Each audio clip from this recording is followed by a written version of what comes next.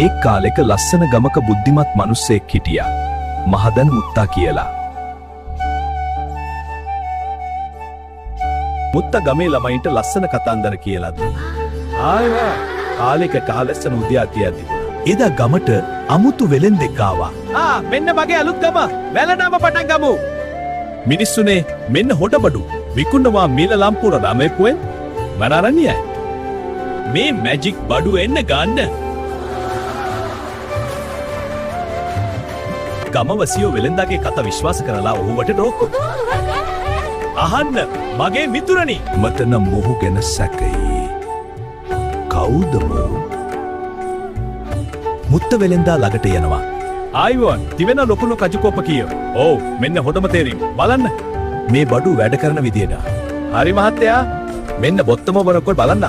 ඔය මුත්ත බඩුවක් අරගෙන පරීක්ෂා කරනවා. එකක්වත් වැඩ කරන්නේ නැහැ. එකක්වත් වැඩ කරන්නේ නැහැ. එකක්වත් වැඩ කරන්නේ නැහැ. මුත්ත සත්‍ය හෙලි කරනවා. යුක්තිය සහ අද්වෛතය ගනි. මේ ඇත්ත සබේ ඇත්ත. වෙලෙන්දා ටික ගස්සෙනවා.